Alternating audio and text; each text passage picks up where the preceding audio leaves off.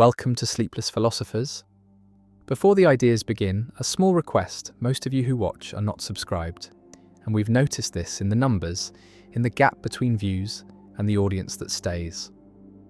We post every single day, we put care into each script, each thought, each question that unfolds in the dark, and if these videos have become part of your nights, if they help you think or drift, or simply exist in that space between waking and sleep, consider subscribing, hitting the like button, turning on notifications so you know when the next one arrives. And if you feel moved to do so, leave a comment, tell us where you're watching from. What philosophical question occupies your mind the most? What idea you return to when everything else falls away? These small gestures matter more than you might think. They allow this work to continue. They allow these ideas to reach others like you, scattered across the world, awake in the quiet hours. Now the introduction ends and the philosophy begins. Attention has become currency, has become the raw material that corporations extract and refine and sell.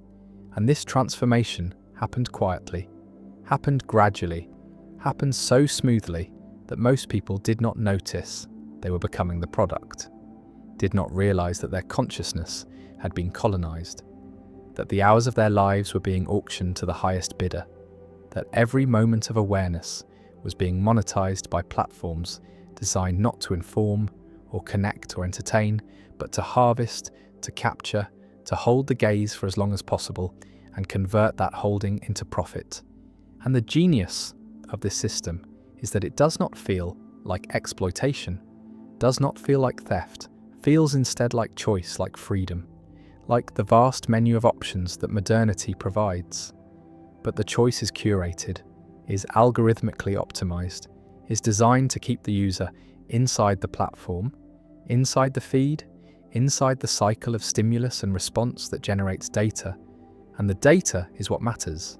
The data is what gets sold. The clicks and scrolls and pauses and searches that reveal preferences, reveal psychology, reveal the patterns that allow prediction. And prediction is control, is the ability to shape behavior, to nudge decisions, to make certain choices more likely than others. And this happens below the level of awareness, happens in the gap between stimulus and response, happens so quickly that by the time consciousness arrives to claim authorship of the decision has already been made, has been influenced by factors that were carefully engineered to be invisible, to operate in the blind spots of perception. And the engineers are not evil, are not villains, are just optimizing, are just doing what they are hired to do, which is maximize engagement. And engagement is measured in time, in how many minutes per day the user spends inside the system. And the system is very good at maximizing this metric, has been refined through millions of iterations, has been tested on billions of users, has discovered principles of human psychology that academic researchers never found, because researchers have ethics committees and platforms have incentives, and the incentive is to find the exact frequency of reward that keeps behavior going, the exact ratio of novelty to familiarity that prevents habituation, the exact level of difficulty that maintains interest without causing frustration, and these parameters are adjusted in real time, are personalized for each user, are tuned to the individual vulnerabilities that the data reveals. And what the data reveals is that humans are predictable, are hackable, are machines that respond to inputs in ways that can be modeled and exploited. And the exploitation is not illegal, is not even considered unethical by the standards of the industry, is just business, just capitalism, just the market finding new territory to colonize. And the territory is consciousness, is the hours of the day that used to be empty, used to be boring, used to be filled with thought or rest or staring at walls. And these empty hours were not profitable, were not monetizable, were waste from an economic perspective, and so they had to be filled, had to be captured, had to be converted into engagement. And the tools for this conversion are apps, are platforms, are devices that promise connection and deliver isolation, promise information and deliver distraction, promise empowerment and deliver addiction. And the addiction is not metaphorical, is not exaggeration, is literal, is the same neural pathways, the same dopamine dynamics, the same withdrawal symptoms that characterize substance addiction. And the platforms know this, have hired neuroscientists and psychologists to make the products more addictive, more compelling, more difficult to resist, and resistance is framed as weakness, as lack of self-control, as personal failing. But this framing obscures the asymmetry of power, obscures the fact that individuals are competing against teams of PhDs with unlimited resources and sophisticated tools. And in this competition, the individual always loses, always ends up scrolling, always ends up checking, always ends up giving the platform what it wants, which is attention. And attention is finite, is the one resource that cannot be manufactured or expanded, is strictly limited by the hours in a day and the capacity of the nervous system. And so, the competition for attention is zero-sum, is a war where every platform is fighting every other platform, and all of them are fighting against sleep and work and relationships, and anything else that might occupy consciousness. And the platforms are winning, are capturing more hours every year, are extending their reach into moments that used to be sacred, used to be protected, used to be offline. And offline is becoming a luxury, is becoming something only the wealthy can afford, because opting out requires discipline and alternatives, and the knowledge that opting out is even possible. And most people do not have this knowledge, do not see the system, do not recognize that their attention is being farmed, and even those who do recognize it often cannot escape, cannot resist, because the platforms are too useful, too convenient, too integrated into the infrastructure of modern life. And to reject them is to reject participation, to accept isolation, to make life harder in exchange for autonomy. And most choose convenience over autonomy, choose connection over sovereignty, choose the platform over the void. And the void is what waits in the absence of stimulation, is what the constant connectivity is designed to prevent, is boredom, is the experience of being alone with the unoccupied mind. And boredom has become intolerable, has become something to be avoided at all costs. And the cost is attention, is consciousness, is the capacity to think without distraction, to feel without mediation, to simply be without needing external input. And this capacity is atrophying, is declining with each generation, is being bred out by an environment that never stops demanding response, that never allows rest, that treats every moment of inactivity as opportunity, as potential engagement that must be captured. And the capturing is called user experience, is called interface design, is called growth hacking. And these terms sanitize what is happening, make it sound technical rather than predatory, make it sound like optimization rather than exploitation. But the experience of the user is not optimized for the user, is optimized for the platform, is designed to extract maximum value from minimum input. And the value extracted is not just attention, but data, not just time, but information, not just engagement, but identity, because the platforms know things about their users that the users do not know about themselves, have models of personality and preference that are more accurate than self-report. And these models are sold, are licensed, are used to manipulate. And the manipulation is called advertising, but is really behavior modification, is the application of psychological principles to make certain actions more likely. And the actions are clicking and buying and voting and believing, and what is believed is whatever the algorithm decides to show. Whatever content the model predicts will generate engagement, and engagement means time, means attention, means the user staying inside the system. And the system has learned that outrage generates engagement, that fear generates engagement, that tribalism and conflict and moral certainty generate engagement. And so these are what the algorithm promotes, what the feed becomes filled with, not because the platform wants a more divided world, but because division is profitable, keeps people scrolling, keeps people arguing, keeps attention captured. And the captured attention is sold to advertisers who want to change behavior, who want to make people buy products they do not need, believe things that are not true, vote for candidates who do not serve their interests, and the system works, is terrifyingly effective. Has changed elections, has changed culture, has changed what people think is real, and reality is becoming whatever the algorithm amplifies, whatever goes viral, whatever captures attention long enough to become part of the discourse. And the discourse is not conversation but performance, not exchange but broadcast, not thinking but reacting.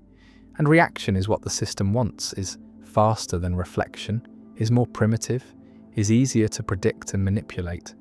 And so the environment rewards reaction, punishes reflection, makes it difficult to think slowly, to consider carefully, to withhold judgment. And the result is a population that is always responding, always reacting, always engaged but never thoughtful, never deliberate, never in control of their own attention. And attention is the foundation of everything else, is what makes learning possible, makes relationships possible, makes meaning possible. And when attention is colonized, everything built on attention becomes precarious, becomes shallow, becomes vulnerable to collapse.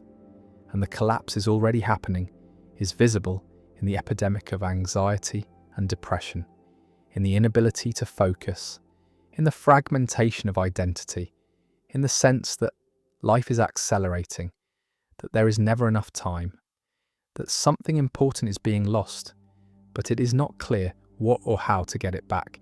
And what is being lost is sovereignty, is the right to one's own consciousness, the right to choose what to pay attention to, rather than having attention hijacked, manipulated, sold. And the platforms will say that users have choice, that no one is forced to use these services, that opting out is always possible.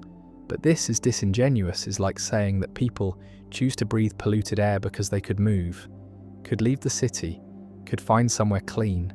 And technically, this is true, but practically, it ignores the structure of power, ignores that the environment has been changed in ways that make certain choices extremely costly.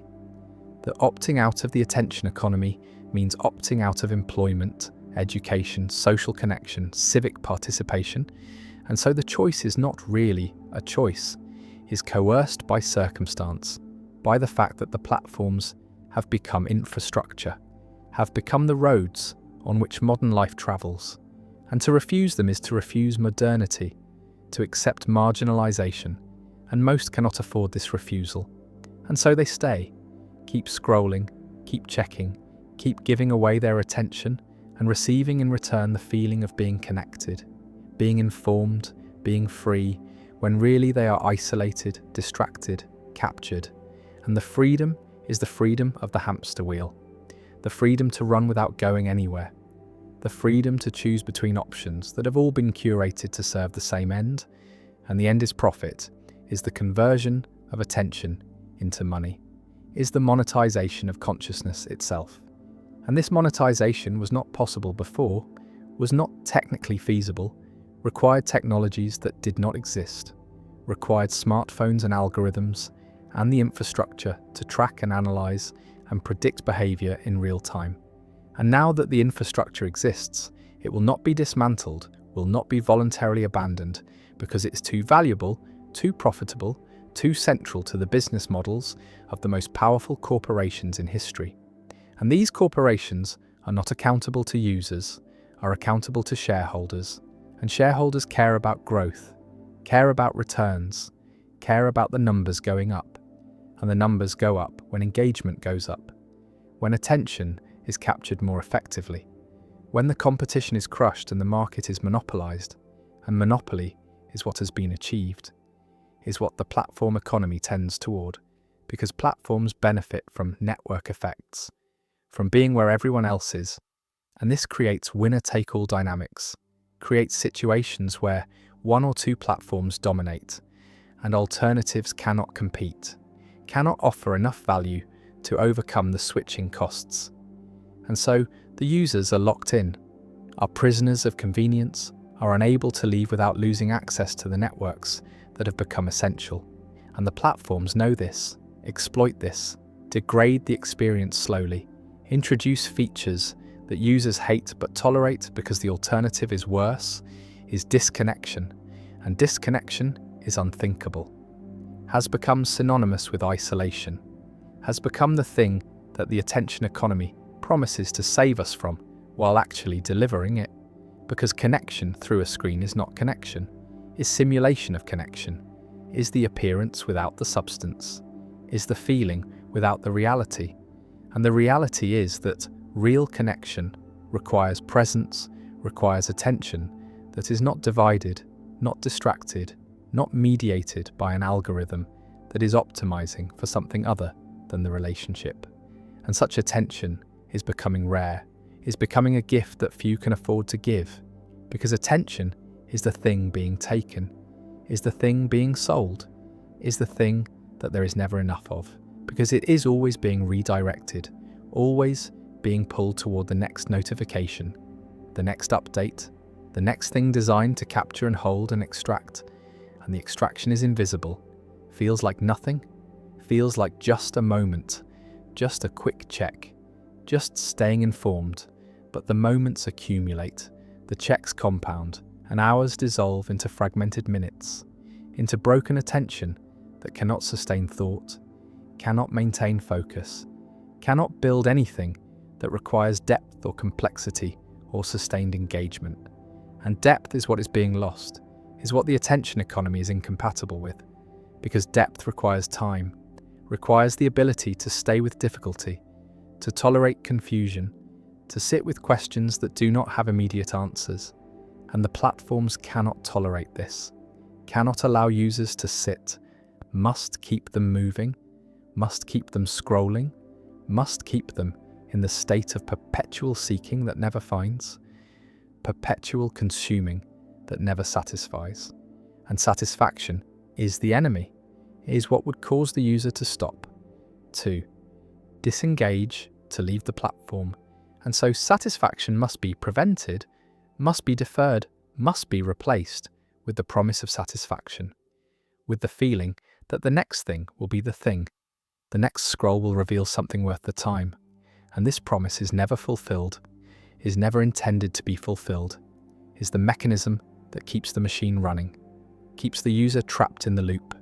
And escape requires recognizing the loop, requires seeing the mechanism, requires understanding that the feeling of freedom is the trap, that the choice is the cage, that the attention economy is not serving the user but is using the user, is extracting value and leaving behind exhaustion, fragmentation, the sense that life is happening somewhere else, to someone else, and the screen is a window onto that other life, but never a door, never a way through, only a way to watch, to consume, to experience vicariously.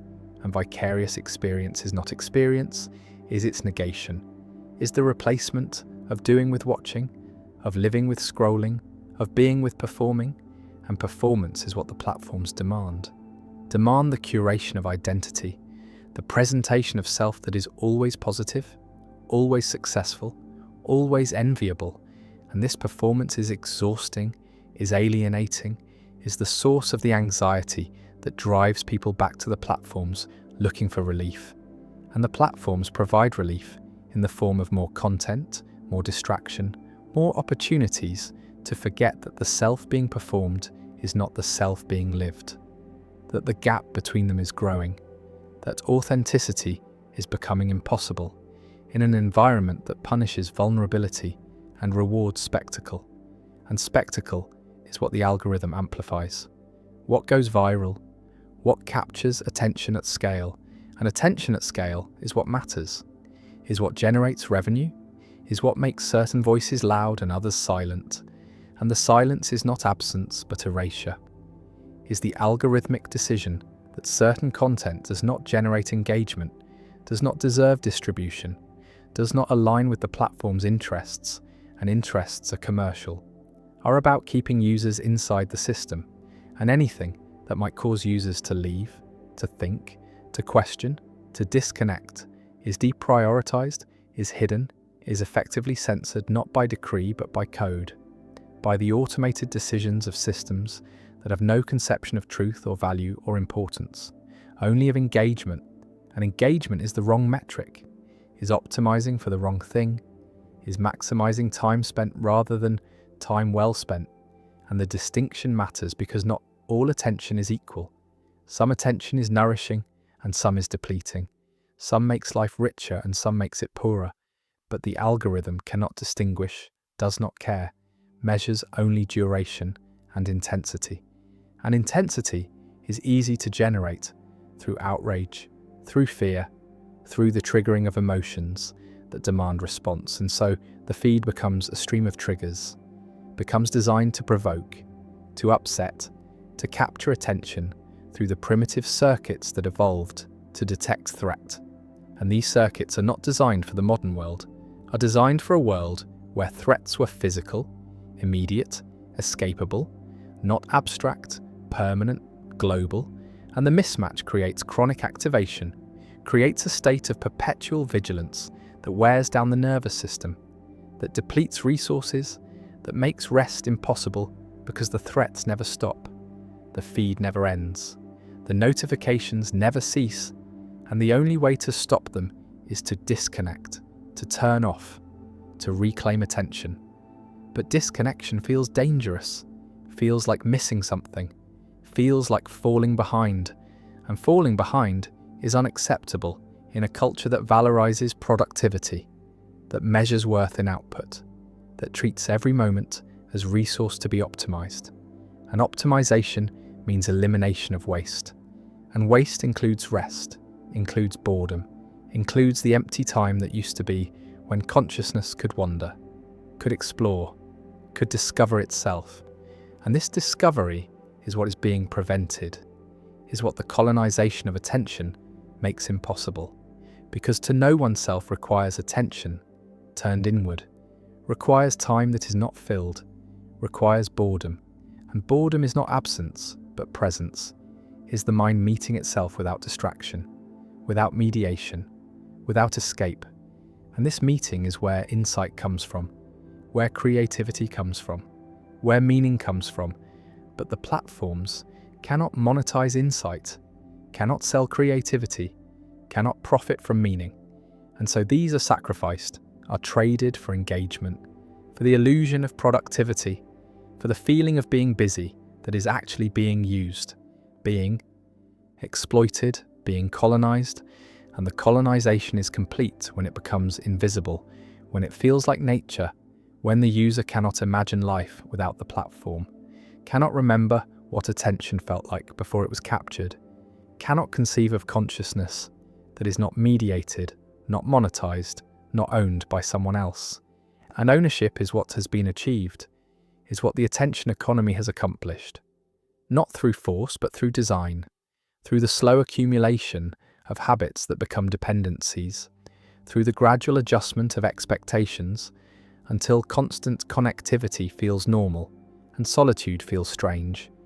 And strange is threatening, is to be avoided, is what the platform protects against, promises to eliminate, and the elimination is achieved, is total, is the end of privacy, the end of interiority, the end of the self that is not performing, not producing, not consuming. And what remains is the user, the node in the network, the data point in the model, the attention that is harvested and sold and never returned. And the question is whether this is sustainable, whether consciousness can survive colonization, whether attention can be extracted indefinitely without something breaking, and the breaking is already happening, is visible in the rising rates of mental illness, in the inability to be alone, in the desperation for distraction that feels like drowning, like suffocation, like something essential has been taken and cannot be recovered. And recovery would require resistance, would require the deliberate cultivation of boredom, the intentional creation of empty time, the radical act of doing nothing in a world that demands constant doing. And doing nothing is not laziness, but rebellion, is the refusal to participate, is the reclamation of sovereignty, is the assertion that attention is not for sale, that consciousness is not a resource, that the self has value independent of productivity, independent of engagement, independent of what can be extracted. And this assertion is difficult, is countercultural, is fighting against systems that are designed to prevent it. But it is possible, is necessary, is the only way to escape the colonization, to restore attention to its proper owner, to make consciousness sovereign again. And sovereignty is not isolation, but autonomy, is the right to choose, the right to refuse, the right to be bored, to be slow, to be present. And presence is what the attention economy destroys, is what cannot be monetized, is what makes life worth living. And without it, all the engagement in the world is empty, is meaningless, is just motion, just noise, just the sound of attention being sold. Belief does not wait for evidence, does not require justification, does not emerge from careful reasoning, but appears fully formed, arrives with conviction intact, and only afterward does the mind scramble to find reasons, to construct arguments, to build the scaffolding of rationality around a conclusion that was never reached through rationality in the first place. And this sequence is backward from what is taught, from what people believe about their own thinking, from the narrative that says humans are rational creatures who form beliefs by weighing evidence and following logic to wherever it leads.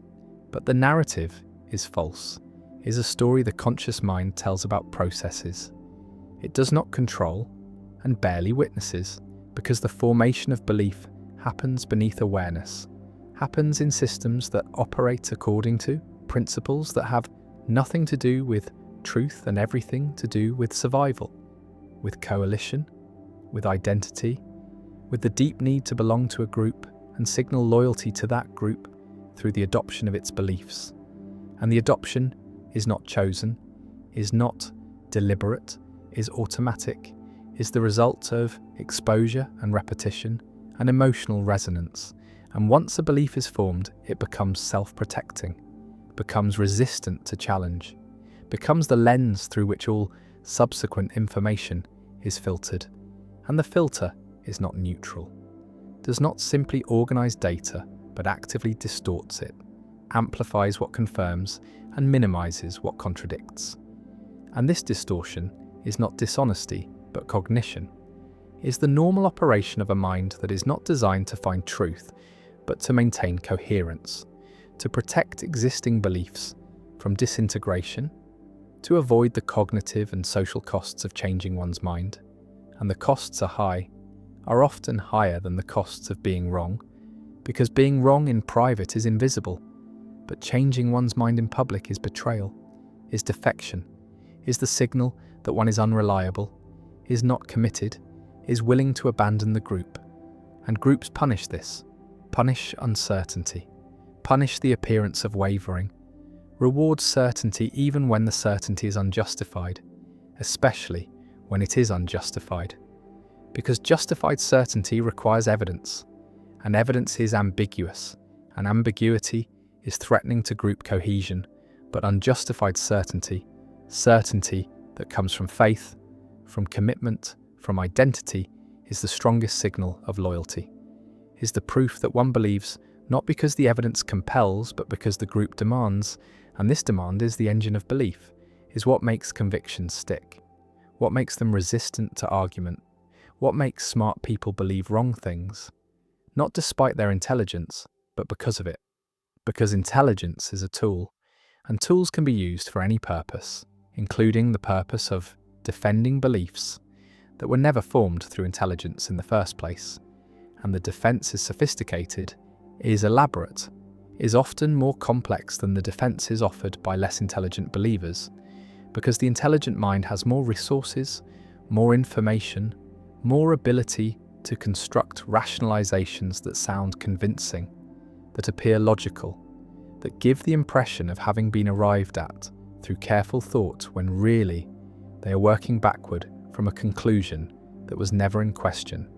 And the conclusion was never in question because it was not a conclusion but a premise, was not the end of reasoning but the beginning, was the starting point that determined which evidence would be noticed, which arguments would be persuasive, which authorities would be trusted, And trust is not distributed evenly across all sources, but is allocated according to alignment, according to whether the source supports the belief or challenges it.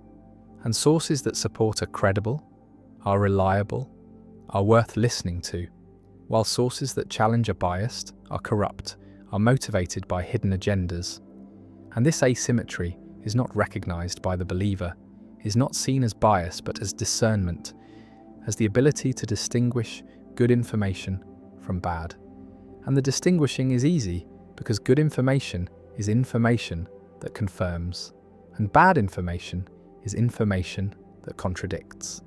And this is motivated reasoning, is the process by which the mind arrives at the conclusions it wants to arrive at while maintaining the illusion of objectivity, the sense that the conclusion was forced by evidence rather than selected in advance, and the illusion is convincing, is believed by the person doing the reasoning, is not cynical manipulation, but sincere self-deception, is the mind fooling itself, because being fooled is useful, is adaptive, is what allows people to hold beliefs with confidence, even when the beliefs are unsupported, and confidence is what matters socially, is what others respond to, is what makes a belief persuasive, not because it's true but because it's held strongly, and strength of conviction is mistaken for strength of evidence, is treated as signal that the believer knows something, has access to information, has done the thinking, when really the strength comes from identity,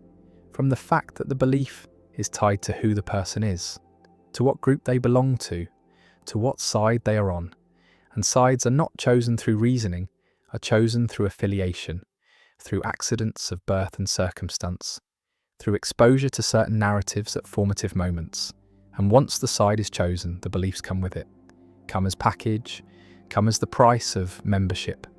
And the price is paid gladly, because membership is worth more than truth, is worth more than accuracy, is the thing that makes life meaningful, that provides identity, that offers protection. And protection requires conformity, requires that everyone in the group believes the same things, or at least claims to believe them. And the claiming becomes believing through repetition, through public commitment, through the performance of belief that eventually converts into genuine conviction. And the conversion happens without awareness, happens gradually, happens through the mechanism that psychologists call cognitive dissonance reduction, where the mind alters beliefs to match behavior because behavior is harder to change, is more visible, is more socially consequential, and so the internal adjusts to match the external, and what was performed becomes believed, and what was believed becomes identity. And identity is the deepest level, is the level at which challenge feels like attack, like assault on the self, and the self defends, mobilizes resources, recruits intelligence in service of protection, and intelligence is effective, is dangerous in this role, because it can construct arguments that are superficially compelling, that exploit real ambiguities in evidence, that find the weak points in opposing positions. And these arguments are not offered in search of truth, but in defense of identity. Are weapons, not tools, are designed to win, not to discover, and winning means making the other side look wrong, look foolish, look motivated by bias, and the accusation of bias is always available, is always applicable, because everyone is biased, everyone is motivated, everyone is reasoning from premises they did not choose, and cannot justify except by appeal to other premises they also did not choose. And so the accusations are symmetrical, are hurled back and forth without resolution, without movement, without any possibility of convergence, because convergence would require both sides to treat truth as the goal, to be willing to change their minds if evidence demanded it. But evidence never demands anything. Evidence is passive, is interpreted, is filtered through the beliefs that are already in place. And the beliefs that are already in place are determined by identity, by group membership, by tribal affiliation, and tribes do not care about truth except insofar as truth claims serve tribal interests, serve to distinguish us from them, serve to mark boundaries, to maintain cohesion, to provide narratives that explain why we are good and they are bad, why our beliefs are justified and theirs are delusions. And the asymmetry is total, is never recognized as asymmetry, but always experienced as accurate perception, as seeing clearly while others are blind, and the blindness is attributed to stupidity or dishonesty or indoctrination, never to the same mechanisms that are operating in oneself, because one's own beliefs are transparent, are not seen as beliefs but as obvious facts, as the way things are, and the way things are is not up for debate, is not subject to revision, is the foundation on which everything else is built, and challenging the foundation threatens the structure, threatens everything. And so the challenge is rejected, is deflected, is met with hostility or mockery, or the dismissal that treats the challenger as not worth engaging, as beneath consideration, as so obviously wrong that responding would be a waste of time. And the waste is avoided, the belief is preserved, the identity is protected, and life continues with certainty intact, with the conviction that one is right, has always been right, will always be right, because being right is not a state that can be verified, but is a state that is claimed, is performed, is the stance that the group requires and the individual provides. And the providing is not sacrifice, but fulfillment, is not loss but gain, is the way that belonging is achieved, is the way that meaning is found, is the way that the chaos of existence is organized into a coherent narrative where the self is on the right side, is part of the good, is aligned with truth, even if truth is never actually encountered, never actually sought, never actually valued except as a rhetorical weapon to use against opponents. And opponents are necessary, are required by the logic of tribal epistemology, are the ones whose wrongness confirms our rightness, whose existence justifies our beliefs, whose errors prove our accuracy, and the errors are easy to find, because looking for errors is what confirmation bias does, is the selective attention that notices everything that supports the belief and overlooks everything that contradicts it. And the overlooking is not deliberate, is not conscious suppression, but automatic filtering. Is the mind attending to what it expects, what it is primed to see? And the priming comes from belief, comes from the framework that determines what is salient, what is relevant, what is worth noticing, and what is worth noticing is always what confirms, is always what can be incorporated into the narrative, and the narrative is not discovered but constructed, is built from selected pieces of evidence that are arranged to tell a story, and the story is always the same story, is always the one where we are right and they are wrong, where our beliefs are based on evidence and theirs are based on bias, where we are rational and they are emotional, where we are honest seekers of truth and they are motivated by power or fear, or some other corrupt motive, and the motives that are attributed to others are never attributed to the self, are never seen as operating in one's own reasoning, because one's own reasoning is transparent, is experienced as simply responding to facts, as following evidence, as arriving at conclusions that are forced rather than chosen, and the forcing as illusion is the feeling that arises when motivated reasoning is operating smoothly, when the mind has successfully convinced itself that the conclusion it wanted to reach is the conclusion that evidence demands, and the demand is retroactive, is constructed after the fact, is the rationalization that makes the belief feel justified, that allows it to be held with confidence, that enables the believer to defend it against challenge and feel virtuous in the defending. And virtue is the reward, is what makes belief feel good, feel right, feel like something more than preference. And the more than preference is what gives belief its power, its capacity to motivate action, to organize communities, to inspire sacrifice, because preference can be changed, can be updated, can be revealed as merely subjective, but belief that is felt as knowledge, as truth, as correspondence to reality, is not subject to change, is not vulnerable to challenge, is the rock on which identity is built. And the rock is not geology but psychology, is not objective but constructed, is not discovered in the world but imposed on the world. And the imposition is what makes the world intelligible, what makes experience coherent, What prevents the vertigo of radical uncertainty? And uncertainty is intolerable, is the state that humans will do almost anything to avoid, will believe almost anything to escape. And the escape is into certainty, into conviction, into the feeling of knowing. And the feeling is what matters, is what provides comfort, is what makes belief functional regardless of whether it is true. And truth is a secondary concern, is something that is appealed to but not pursued, is a value that is claimed but not practiced, because practicing it would require epistemic humility, would require admitting that one could be wrong, that one's beliefs could be mistaken, that the group could be misguided, and these admissions are costly, are signals of weakness, are invitations for opponents to attack. An attack is what happens when certainty is dropped, when doubt is expressed, when the fortress of belief shows cracks and the cracks are not tolerated, are repaired immediately, are filled with rationalizations and justifications, and appeals to authority. And authority is not expertise but alignment, is not knowledge but membership, is the voice of the group speaking through individuals who have internalized its beliefs so thoroughly that they cannot distinguish their own thoughts from the thoughts they were given, and the giving is not noticed, is not experienced as indoctrination, but as education, as the transmission of knowledge, as the inheritance of wisdom.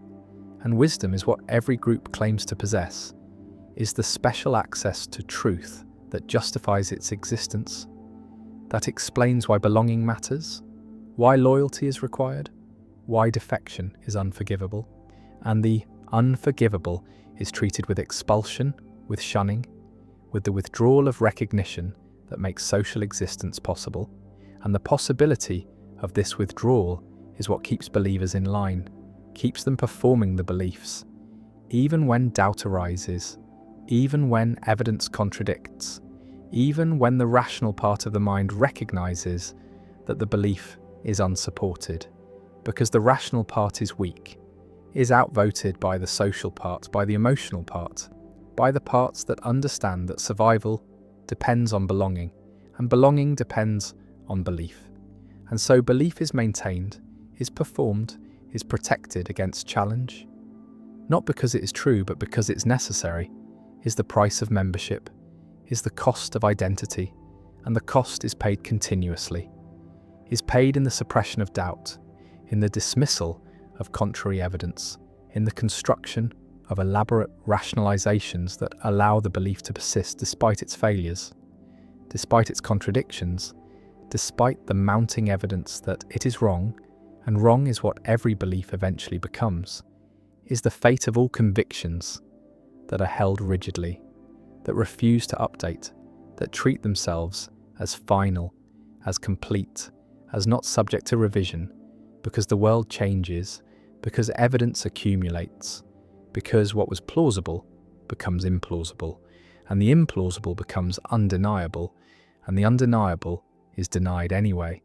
is rejected through the mechanisms of motivated reasoning that are so powerful, so sophisticated, so effective at maintaining belief in the face of counter-evidence that they can preserve convictions long after those convictions have ceased to correspond to anything in reality.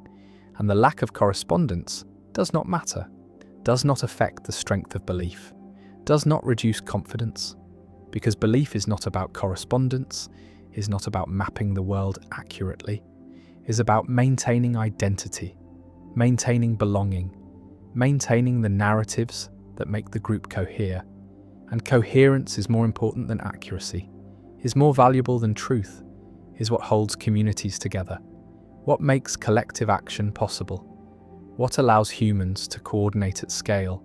And scale requires shared belief, requires that everyone is operating from the same assumptions, the same frameworks, the same narratives, and the sharing is not achieved through evidence, but through repetition, through ritual, through the constant reinforcement of the beliefs that define the group. And the reinforcement is everywhere, is in the stories that are told, the heroes that are celebrated, the enemies that are vilified, the history that is remembered and the history that is forgotten, and the remembering and forgetting are selective, are curated to support the narrative, to make the group look good, to make its beliefs seem justified, seem necessary, seem like the only reasonable position. And reasonableness is performance, is the appearance of having arrived at belief through rational process, when really the process is post hoc, is the construction of justification for conclusions that were reached through identity, through emotion, through the non-rational processes that govern most of human belief. And the most is almost all, is the vast majority of what people believe. Is believed not because evidence compels, but because believing is required, is expected, is the condition of membership in the groups that provide meaning and purpose and protection. And without these groups, the individual is lost, is isolated, is without framework, without narrative, without the stories that make sense of suffering, that explain why things happen, that provide hope that the future will be better, or at least that the struggle is meaningful. And meaning is what belief provides, is the primary function, is more important than accuracy, more valuable than truth. Because humans can tolerate being wrong, but cannot tolerate meaninglessness, cannot survive without the sense that life is going somewhere, that actions matter, that the side they are on is the right side, and the right side is always the side they are on, is always the group they belong to, is determined by belonging rather than determining it. And this circularity is invisible, is not recognized as circularity, but experienced as logical necessity, as the way things obviously are. And the obvious is what is most suspect, is what most needs examination, is where belief is most rigid, most defended, most immune to challenge, because the obvious is the foundation, is the premise that cannot be questioned without everything else collapsing. And collapse is unacceptable, is the threat that keeps belief in place, that makes certainty feel like safety and doubt feel like danger. And so certainty wins, always. Wins not because it is right, but because it is functional, is what the mind needs to operate, to make decisions, to navigate the world. And navigation does not require truth, only requires consistency, requires beliefs that are stable enough to be acted upon. And stability is what identity provides, is what tribal epistemology achieves, is the freezing of belief into doctrine, into dogma, into the unquestionable truths that define the group and exclude the other. And exclusion is the point, is the function, is what makes identity possible. Because identity is not what you are, but what you're not, is defined by boundaries, by the line that separates us from them, believers from heretics, the enlightened from the deluded. And the delusion is always on the other side, is always what they suffer from, never what afflicts us, because we see clearly we have truth, we are right, and the rightness is not a conclusion but a premise, is not the end of inquiry but the foreclosing of inquiry, is the state that belief aims for and maintains through every mechanism available, through confirmation bias, through motivated reasoning, through tribal epistemology, through the subordination of truth to identity. And the subordination is complete, is total, is the condition of believing anything at all. Because belief without evidence is not the exception, but the rule is not a failure of reasoning, but the normal operation of minds that are not designed for truth, but for survival, for belonging, for the construction of narratives that make life bearable. And bearable is all that is required, is all that can be expected, is the standard that belief meets regardless of whether it meets any other standard, and other standards are luxuries, are the concerns of those who have the security to question, to doubt, to examine their beliefs, without fearing the social consequences. But most do not have this security. Most cannot afford doubt, cannot risk uncertainty, cannot survive without the conviction that they are right, that their beliefs are justified, that the group they belong to has access to truth, and the access is never demonstrated, never verified, never subjected to test, is only asserted, only performed, only maintained through the constant repetition of the beliefs that constitute the group. And the constitution is circular, is self-referential, is the tautology that defines all tribal epistemology. That we are right, because we believe what we believe, and we believe what we believe because we are right, and the circle is unbreakable from within, can only be seen from outside, from the perspective of someone who does not share the belief, who has not internalized the identity, who can see the mechanisms operating, and the seeing changes.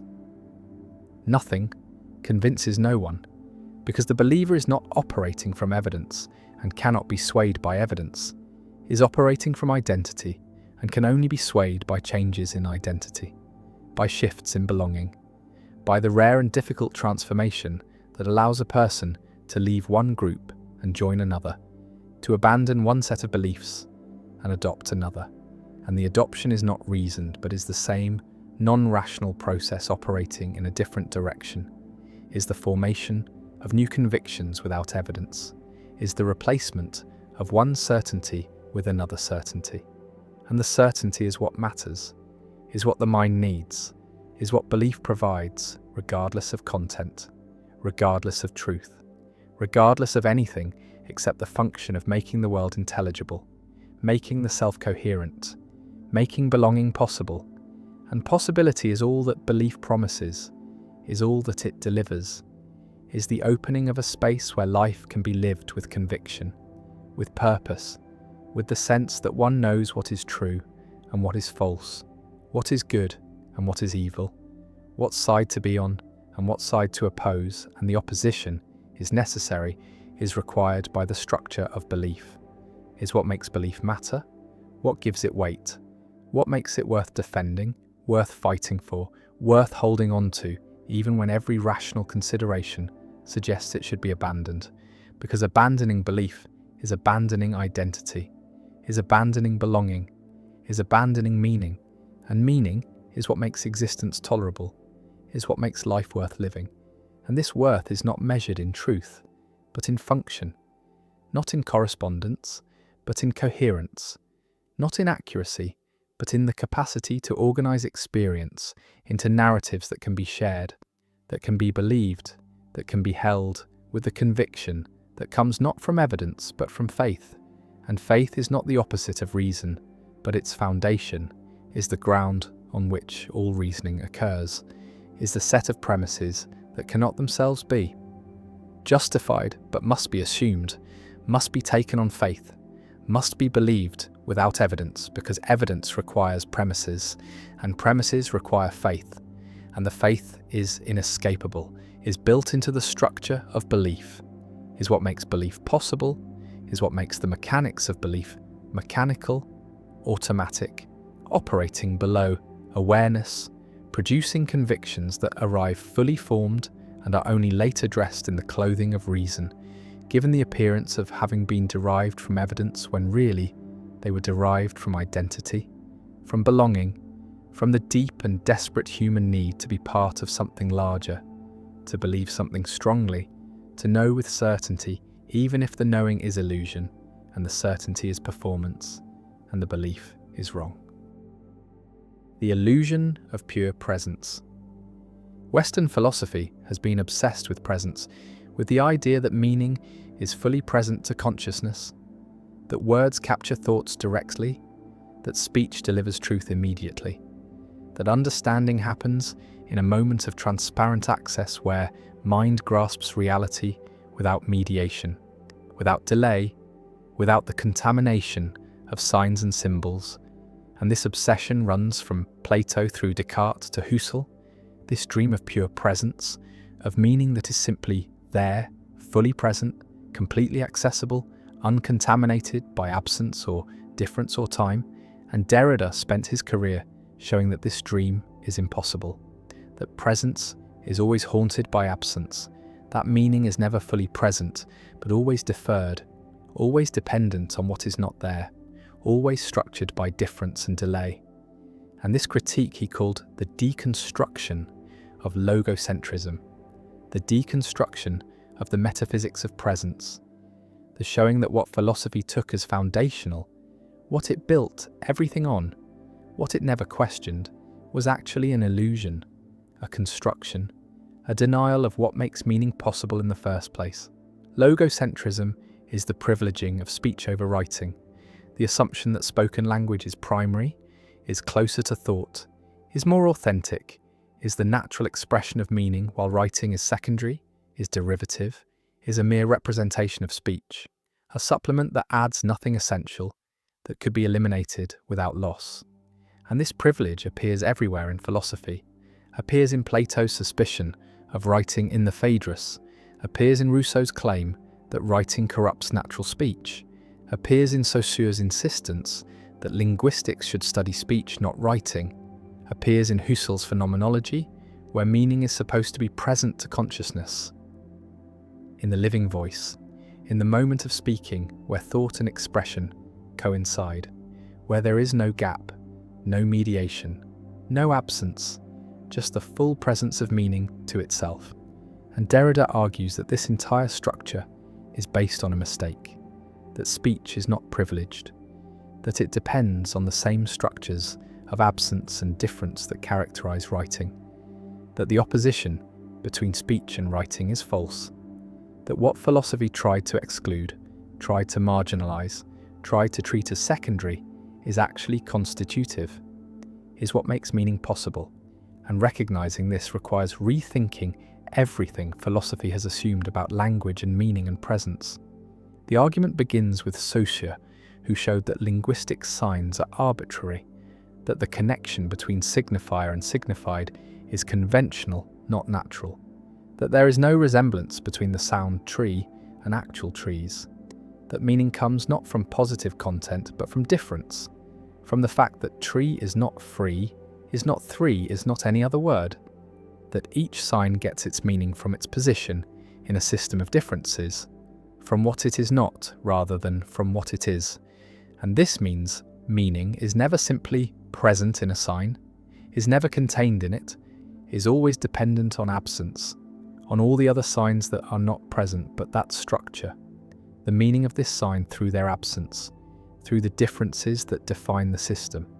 And if meaning comes from difference, then it comes from what is absent, comes from the traces of other signs, comes from a structure that cannot be present all at once, that exceeds any moment of presence.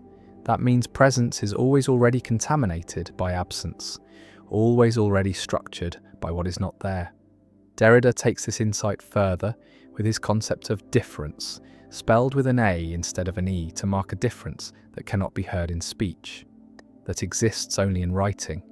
And this spelling already undermines the privilege of speech, already shows that writing can mark distinctions, that speech cannot, that writing is not simply a representation of speech, but has its own resources, its own capacities, its own forms of meaning, and difference is a neologism that combines two French verbs, differ a meaning to differ, and differ a meaning to differ.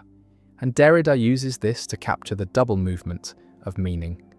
Meaning as difference, as we saw in Saussure, meaning comes from signs being different from each other, but also meaning as deferral. Meaning is never fully present because it always refers beyond itself, always points to other signs, always defers its completion, always postpones the full presence that philosophy dreams of. And this deferral is not an accident, not a limitation that could be overcome, but is the structure of meaning itself. Meaning is essentially deferral, is essentially the play of references that never comes to rest, never achieves the self-presence that would end the chain of signification. The trace is another key concept. The trace is what remains of absence, is the mark that one sign leaves in another, is the way every sign is inhabited by what it is not, by all the differences that constitute it, and the trace is neither present nor absent, is the condition of both presence and absence, is what makes presence possible while preventing it from ever being pure.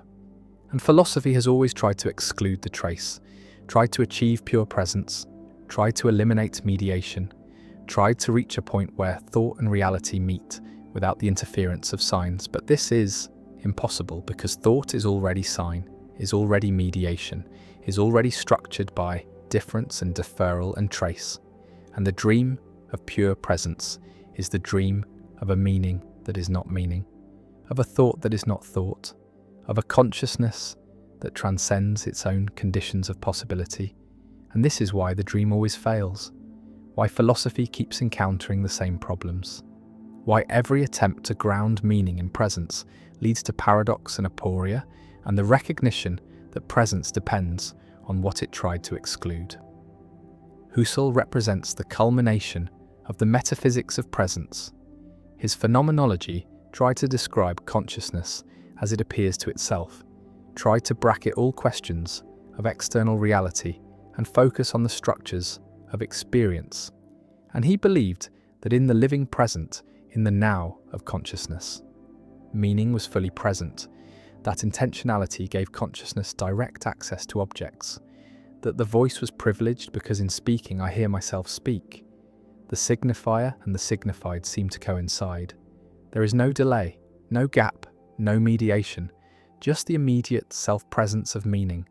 And Derrida's critique shows that even this privileged case depends on difference and deferral, because the now is not atomic, is not indivisible, is always already divided between past and future, between retention and protension, between what just was and what is about to be, and the pure present is impossible, is never experienced, is a theoretical construct that phenomenology posits but never demonstrates.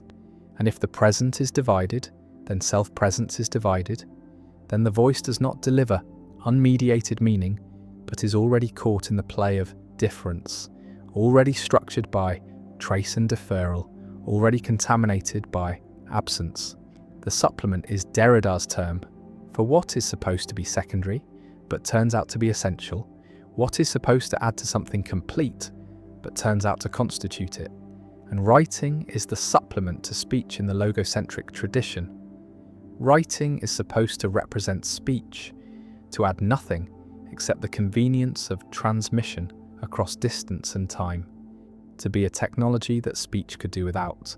But Derrida shows that speech already has the structure of writing, already involves repetition and difference and absence, already is a system of marks that function through their differences, not their presence.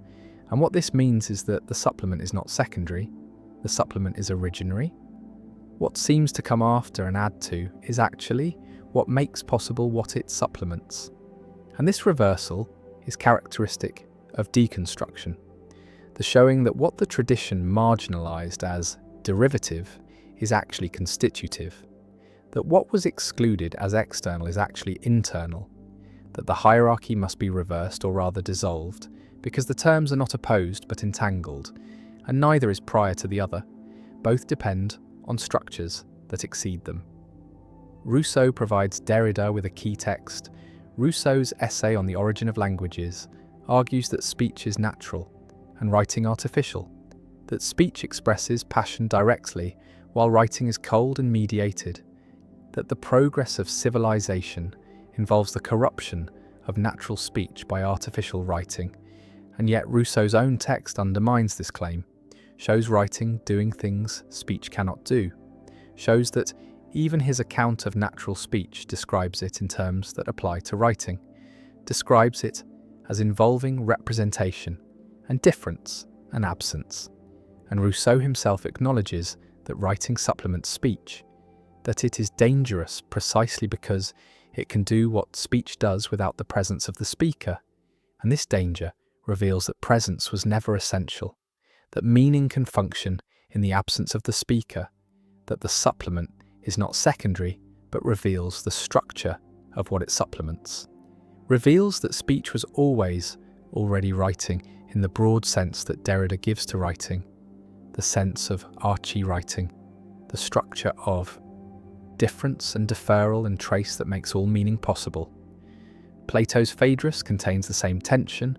Socrates tells the story of Theuhi, who invented writing and offered it to the king as a gift that would improve memory, and the king rejected it, saying that writing would destroy memory, would make people dependent on external marks rather than internal knowledge, would substitute dead letters for living speech, and this criticism assumes that living speech is superior, that presence is better than absence, that memory should be internal, not external, but the dialogue itself is written, is a text that preserves Socrates' words in his absence, his writing that does what Socrates claims writing cannot do. And Derrida reads this tension as revealing the impossibility of excluding writing, the impossibility of maintaining the privilege of speech, because even the critique of writing must use writing, must rely on what it criticizes, must depend on the supplement it tries to marginalize. And this is the logic of the supplement. It shows that what is excluded is necessary, that what is denied is constitutive, that the outside is inside, that presence requires absence. The implications of this for philosophy are profound, because philosophy has always sought foundations, has always tried to find something indubitable, something fully present, something that could ground knowledge without itself needing ground. And the Cartesian cogito was supposed to be this, the I think that is present to itself, that cannot doubt itself, that provides certainty. But Derrida shows that even the cogito depends on language, depends on signs, depends on the repeatability of the I that makes it not fully singular, not fully present, because if I is a sign, then it functions only through its repeatability, only through its ability to be used again in different contexts. And this repeatability is what Derrida calls iterability, the essential repeatability of signs. And iterability introduces absence into presence, introduces difference into identity, because if the sign can be repeated, then it can be repeated in my absence, can function without me, can mean without my intending it to mean. And this shows that meaning is not controlled by intention, is not determined by what the speaker or writer means, but exceeds intention, has a life of its own, can be taken up in contexts that were not anticipated and mean things that were not intended. And this is why deconstruction can find meanings in texts that authors did not intend, can show texts undermining their own claims, can reveal tensions and contradictions that were not deliberate but that are nonetheless there in the text. And this is not misreading, not imposing meaning on the text, but is close reading, is attention to what the text says beyond what it means to say, is following the logic of the text further than the author followed it. The critique of phonocentrism, the privileging of voice and hearing over other forms of signification, extends the critique of logocentrism, because the voice was privileged precisely because it seemed to offer presence, seemed to allow the speaker to hear themselves speak, and thereby to experience meaning as present to consciousness. But Derrida shows that hearing oneself speak is not immediate, is not self-presence, because the voice must pass through the medium of sound, must be received by the ear, must be processed by the auditory system. And all of this introduces delay, introduces difference, introduces the trace. And the illusion of immediacy is just that, an illusion, a denial of the mediation that actually occurs. And if speech is mediated, then it is no different in principle from writing. Both are systems of marks that function through difference. Both involve absence and deferral. Both depend on structures that exceed presence. And the privilege of speech is revealed as metaphysical prejudice, as commitment to presence that cannot be sustained, as logocentrism. Meaning as deferred implies that meaning is never fully achieved, never complete, never final, because every attempt to state what something means requires more signs, requires more words, requires explanations that themselves require explanation. And this is not a failure, not a lack, but is the condition of meaning. Meaning is essentially open, essentially unfinished, essentially exceeds any attempt to pin it down, and interpretation is therefore infinite, not because meanings are arbitrary, but because meanings are inexhaustible, because every text can be read in multiple ways, can support multiple interpretations, not because anything goes, but because the text itself is structured by difference, is itself a play of differences that no single reading can master. And this does not make interpretation hopeless, but makes it necessary, makes it an ongoing task, makes it something that cannot be completed but must be continually undertaken. The political implications are significant because deconstruction reveals that all binary oppositions, all hierarchies, all claims to pure presence or pure identity are unstable, are constructed, are maintained through exclusion and denial. And this applies to oppositions like man/woman, white/non-white, straight/queer, rational/emotional, civilized/primitive, where one term is privileged and the other marginalized. And deconstruction shows that the privileged term depends on what it excludes, that identity depends on difference, that the center requires the margin. And this does not simply reverse the hierarchy, does not simply elevate what was marginalized, but shows that the hierarchy itself is unstable, that both terms are caught in a play of differences that prevents either from being pure or self-sufficient. And recognizing this opens possibilities for rethinking identity, for questioning foundations, for challenging power structures that present themselves as natural or necessary. And this is why deconstruction has been politically controversial, why it has been embraced by some as liberatory and attacked by others as nihilistic, why it continues to generate debate about whether undermining foundations strengthens or weakens resistance to injustice. Critics argue that deconstruction is self-refuting, that if all meaning is deferred, then deconstruction itself has no stable meaning, that if presence is impossible, then Derrida cannot mean what he says, cannot expect to be understood, cannot make claims that others can grasp. But this misses the point, because deconstruction does not claim that meaning is impossible, does not deny that communication works, does not embrace skepticism or relativism. It claims only that meaning is not what philosophy thought it was, is not presence but deferral, is not self-sufficient but depends on difference. And this does not prevent communication, but explains how communication is possible, explains how signs can function in the absence of their origins, how text can be understood by readers who do not know the author, how meaning can survive contexts and travel across time and space. And all of this is possible because meaning is not tied to presence, because it depends on structures that exceed any moment of presence, because difference is not a limitation, but the condition of possibility of meaning itself.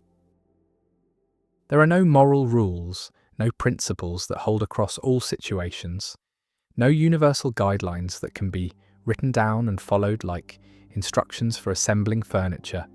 And this is not because morality is arbitrary or because ethics collapses into relativism, but because the moral quality of an action depends entirely on context, on the particular features of the particular situation, on the way reasons interact and combine and transform each other in ways that resist codification, resist generalization, resist the kind of systematic thinking that philosophy has pursued for thousands of years.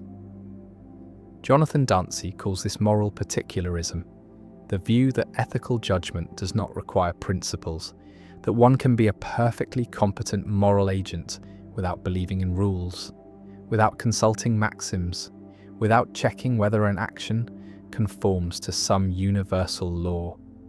Because morality emerges from the details, from the specific configuration of factors that make this situation different from every other situation, and what is right here may be wrong there. Not because the rule changed, but because there was never a rule to begin with, only the illusion of one, only the human tendency to see patterns where there is only particularity, only the desperate need for certainty in a domain that offers none. Aristotle glimpsed this. He said that ethics was not like mathematics, that it dealt with things that held for the most part, that moral judgment required phronesis, practical wisdom, the ability to perceive what matters in a situation and respond appropriately. And this could not be reduced to rule following, could not be taught through principles alone, because wisdom was about seeing, about recognizing the morally salient features, about knowing which factors counted and which did not. And this knowledge came from experience, from immersion in the messy particularity of human life, from confronting situations that resisted easy categorization, that demanded attention to what was actually there, rather than what the theory said should be there. Kant tried to eliminate this messiness. He wanted ethics to be like geometry, certain and universal and necessary, and he argued that moral worth came only from acting according to principle, from following the categorical imperative, from treating humanity as an end and never merely as a means. And this sounded rigorous. It sounded like progress, like philosophy finally getting serious about ethics. But Dantzi argues that Kant's entire project was misconceived, that the search for moral principles was a mistake from the start, that principles do not capture what matters morally. They obscure it. They force attention away from the particular situation and toward abstract rules that may not apply, that may distort judgment rather than guide it. Consider lying. Kant said lying was always wrong, always a violation of duty, always impermissible regardless of consequences. And this seems clear, seems like the kind of principle ethics needs. But Dantzi asks us to imagine cases. A murderer comes to the door and asks where your friend is hiding. Do you tell the truth? Do you follow the principle, even when it leads to horror? And Kant, remarkably, said that lying was wrong, even here, even when truth enables murder.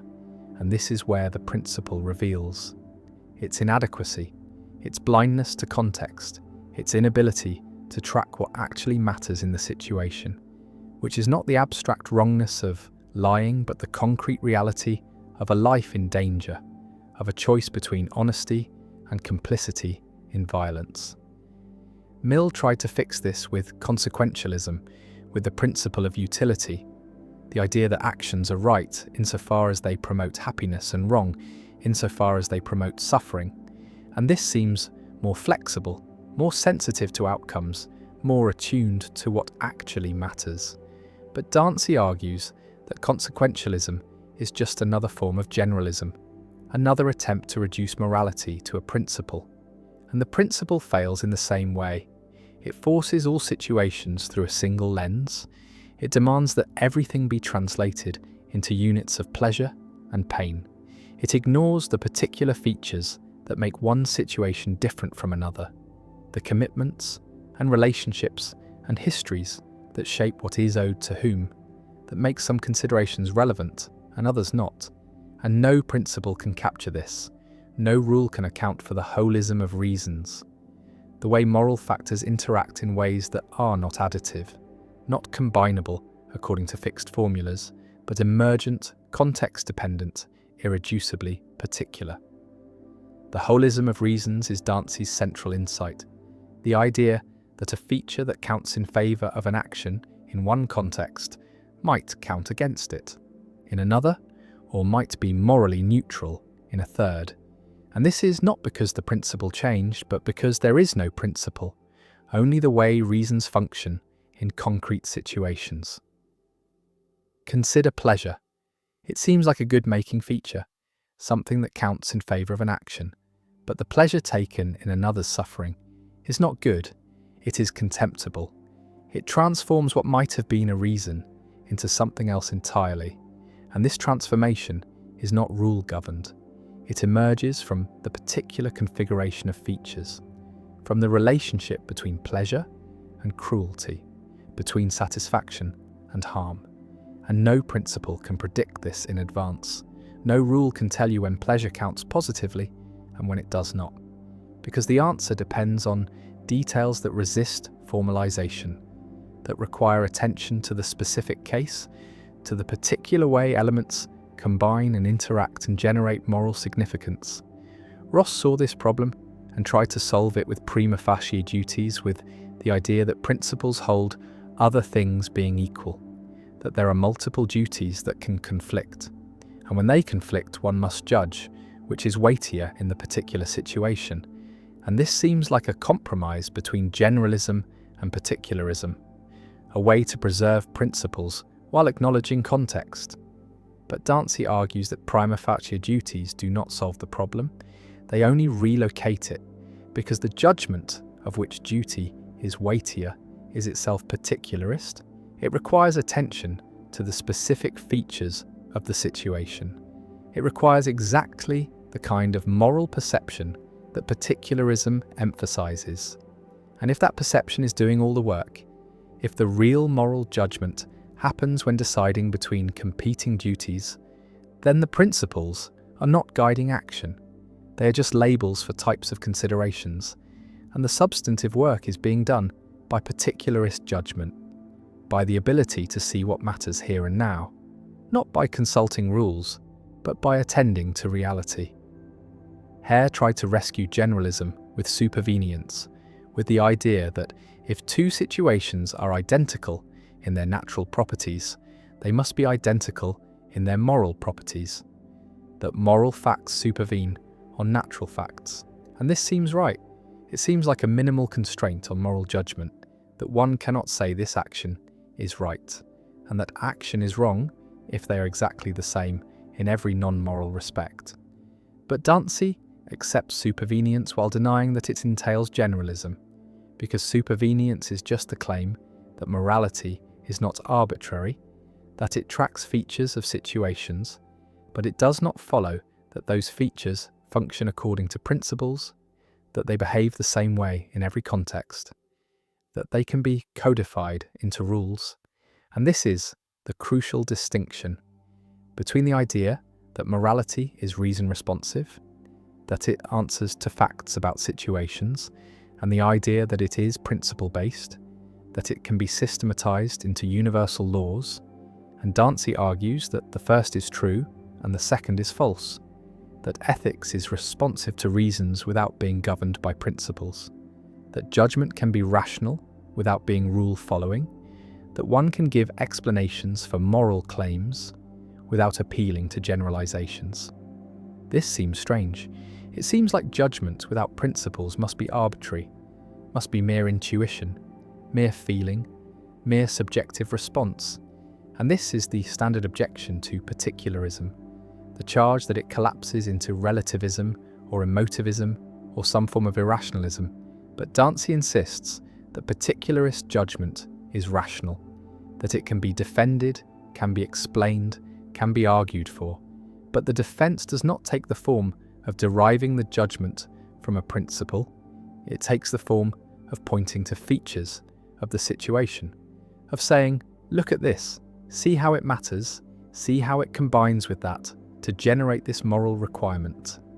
And this is not irrational. It is not arbitrary.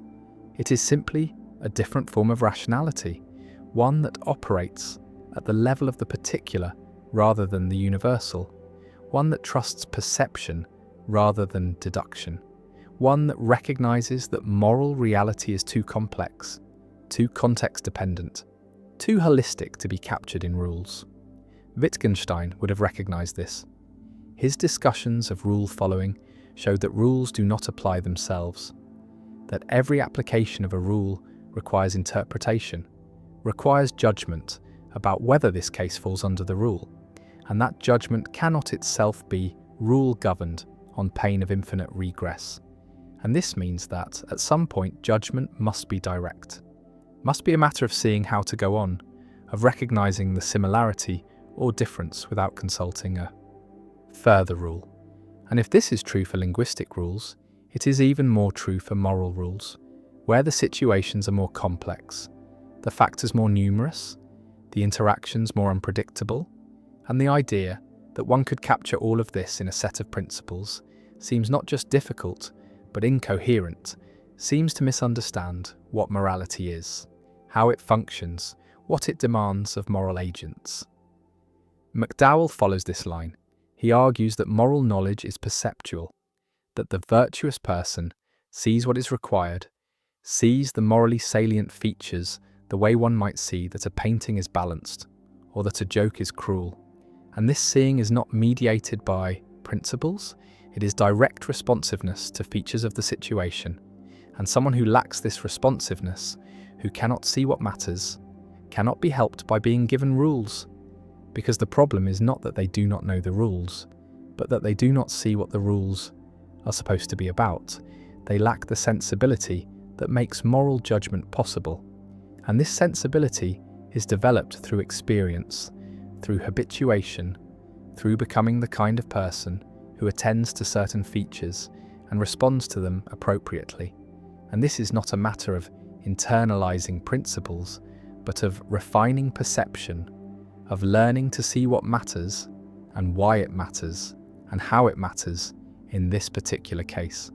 But if morality does not require principles, if particularism is true, then what happens to moral education, to the teaching of ethics, to the possibility of moral progress and moral reform? Because it seems like without principles, there is no way to criticize existing practices, no standpoint from which to say that this is wrong, no foundation for moral argument. And Dancy's response is that criticism does not require principles, that one can point to features of a situation and show that they matter, that they generate reasons, that current practice fails to recognize them. And this is how moral progress happens, not through the discovery of new principles, but through the expansion of moral perception, through learning to see what was always there but previously ignored, like the suffering of animals, like the dignity of marginalized groups, like the long-term consequences of environmental destruction.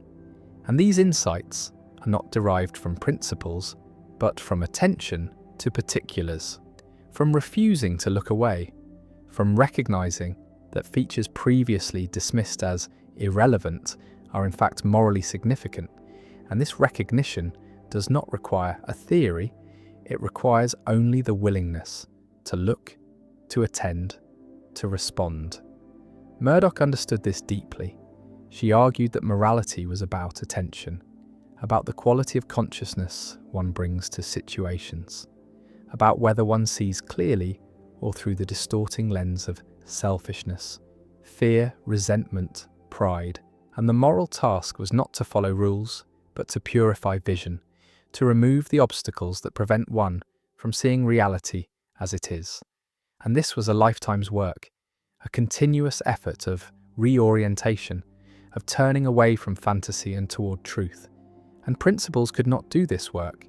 They could not force vision. They could not compel attention. They were at best crude summaries of what attentive people had noticed, and at worst they were substitutes for attention, shortcuts that allowed people to think they were being moral without actually looking at what was in front of them, without confronting the particular human being, the particular situation, the particular constellation of factors that demanded response. Levinas took this even further. He argued that ethics began not with principles, but with the face of the other, with the encounter that precedes all theory, all system, all generalization, and the face makes a demand, a wordless claim that cannot be ignored, cannot be systematized, cannot be reduced to rules, and responsibility emerges in that encounter, not from duty, not from utility, not from virtue, but from the sheer fact of the other's vulnerability, the other's dependence, the other's irreplaceable singularity. And every attempt to capture this in principles misses what matters, abstracts away the particular person standing before you, replaces the face with a category, replaces the singular with the general. And this is not ethical thinking, but it's evasion, not responsibility, but the flight from responsibility into the comfort of rules that tell you what to do. So you do not have to look, do not have to see, do not have to respond to what is actually there. Yet the pull toward principles persists, the need to generalize, to systematize, to find order in the chaos of moral life. And this need is not irrational, it reflects something deep in human cognition, the tendency to abstract, to categorize, to find patterns, and in many domains this serves us well. Science progresses through generalization, through finding laws that apply across cases, through ignoring particularity in favor of universality. But Dancy argues that ethics is not like science, that moral properties do not behave like natural properties, that the search for moral laws is misguided not because we have not found them yet, but because they do not exist, because the moral domain is constitutively particular, irreducibly context-dependent, resistant to the kind of systematization that works elsewhere. This does not mean ethics is subjective, does not mean moral judgments are arbitrary, does not mean anything goes. It means only that moral truth is complex, that it emerges from the interplay of factors in particular situations, that it requires attention and judgment rather than calculation and rule following. And the person who wants certainty, who wants an algorithm for ethics, who wants to know in advance what the right answer is asking for something ethics cannot provide. Not because ethics is deficient, but because that is not what ethics is, not what it has ever been, not what it could be without ceasing to be about the messy, complicated, particular reality of human life. The implications of this extend into every corner of moral philosophy, into debates about action and character, about consequentialism and deontology, about the nature of reasons and the structure of normativity. Because if particularism is true, then the entire framework of traditional ethics must be reconsidered, the search for supreme principles abandoned, the hope for moral certainty relinquished, the dream of ethics as a deductive science dissolved, and what replaces it is something humbler, something more difficult, something that requires not cleverness but wisdom, not logic but perception, not theory but attention to the infinite complexity of actual situations. And this is harder, requires more from moral agents, demands that they develop sensitivity rather than memorize rules, that they cultivate character rather than learn formulas, that they become the kind of people who can see what matters rather than the kind who can apply principles. And this cannot be taught in classrooms, cannot be reduced to curriculum, cannot be tested with examinations. It requires living, requires experience, requires the slow accumulation of cases and responses and reflections that gradually shape perception, that refine judgment, that make one capable of navigating moral reality without the crutch of principles.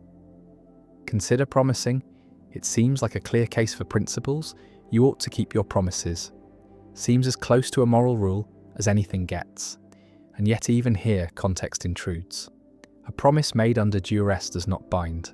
A promise to do something immoral should be broken. A promise that circumstances have rendered impossible does not generate obligation. And the more one examines promising, the more exceptions appear, the more qualifications are needed. And at some point the principle becomes so hedged with caveats that it ceases to be a principle at all. It becomes merely a placeholder, a reminder that promises generally matter.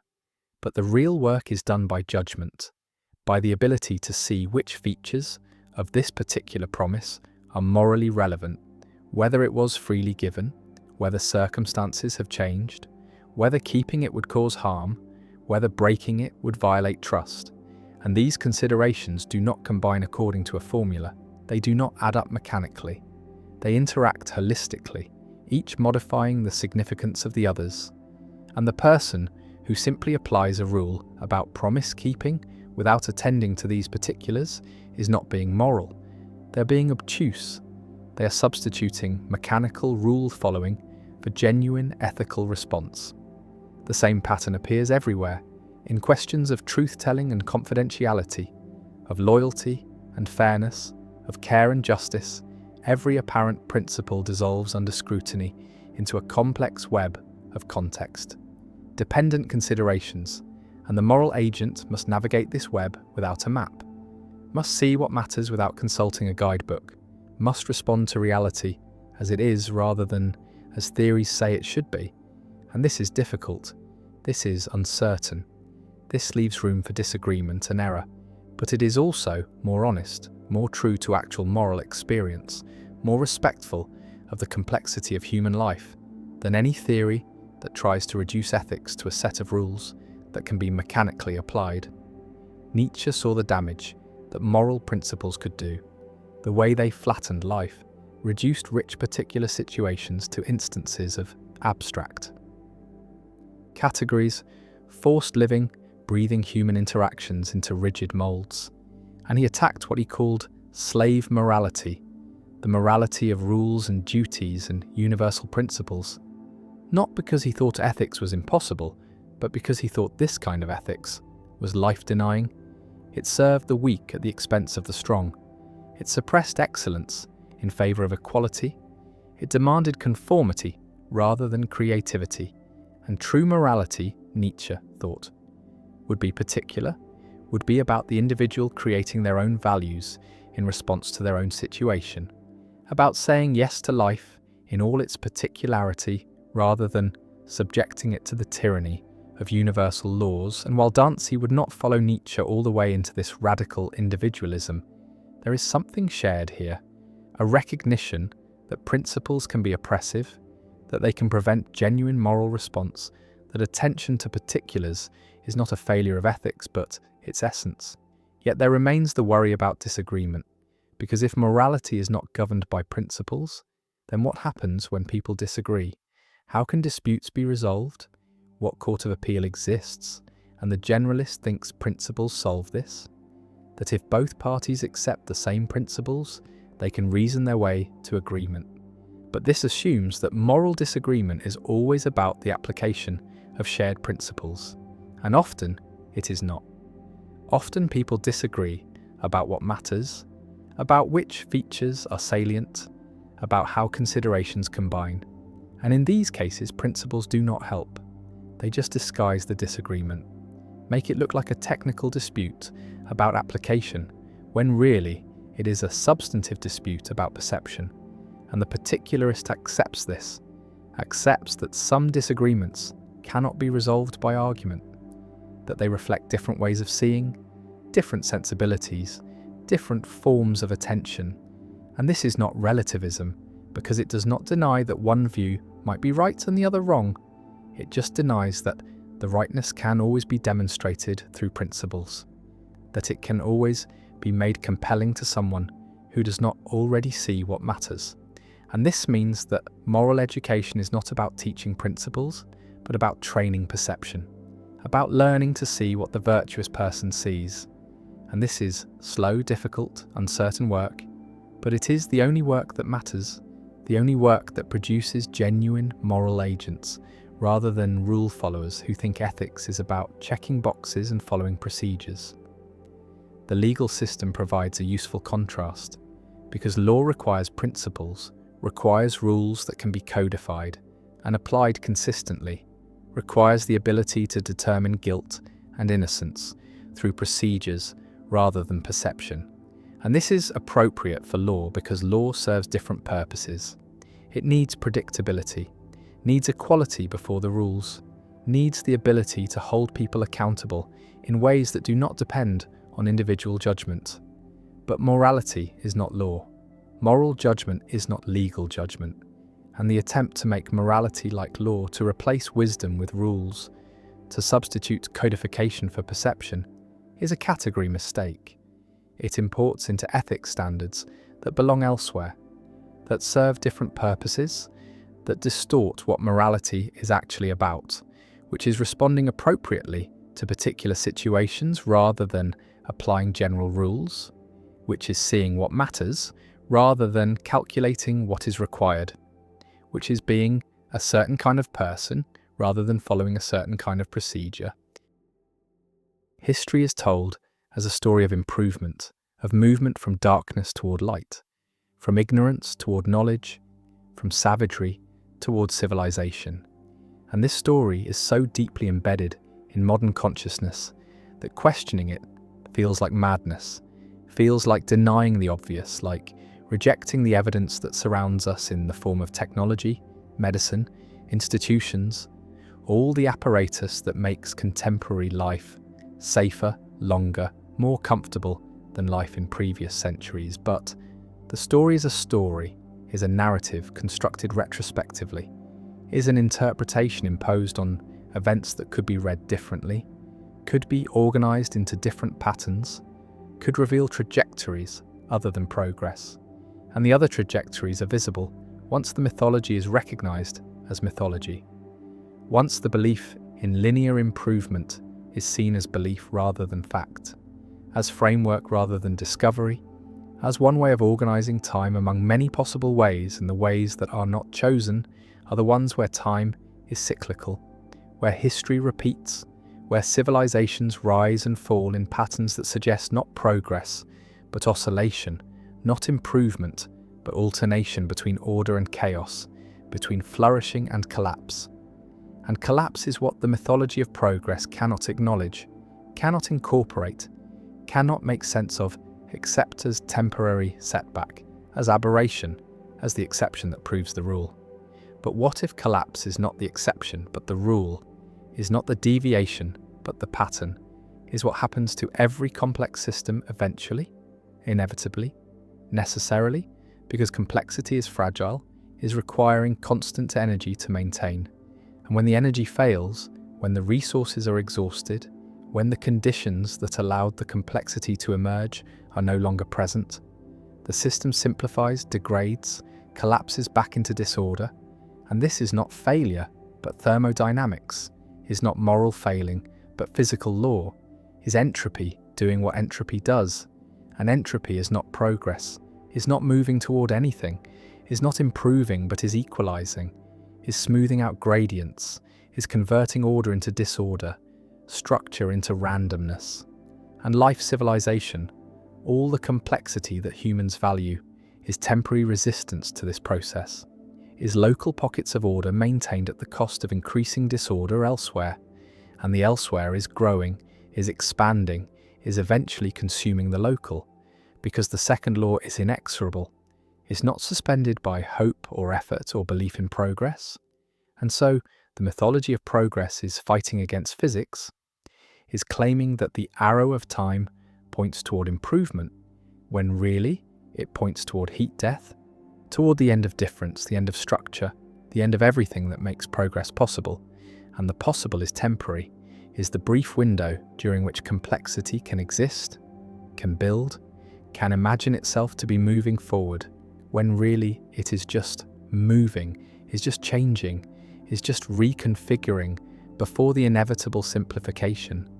And the simplification is what history shows when the mythology is removed, when the narrative of progress is recognized as narrative, as story, as interpretation, because what history actually shows is cycles, is empires rising and falling, is knowledge being gained and lost, is technologies being invented and forgotten, is civilizations reaching heights and then collapsing into darkness from which new civilizations emerge. And the emergence is not progress, is not improvement, is just the cycle continuing, is the pattern repeating, is order arising from chaos and returning to chaos in the rhythm that characterizes complex systems. And complex systems are not stable, are not sustainable, are not moving toward equilibrium, but are far from equilibrium, are maintained by constant input of energy. And when the input falters, the system collapses. And the collapse is not pathological, is not avoidable, is built into the structure, is the natural end of complexity. And the end comes for every civilization, has come for every civilization, will come for this civilization, because the conditions that allow it to exist are temporary, are contingent, are dependent on resources that are finite, on stability that is fragile, on assumptions that are false. And the false assumptions include the mythology of progress, include the belief that things are getting better, that humanity is moving forward, that the future will be superior to the past, and the superiority is measured in terms that already assume progress, is using metrics like lifespan and GDP and technological capacity. And these metrics show increase, show growth, show what looks like improvement, but improvement toward what? Toward what end? Toward what purpose? And the purpose is assumed, is not questioned, is taken as obvious, as self-evident, that more is better, that longer is better, that faster is better.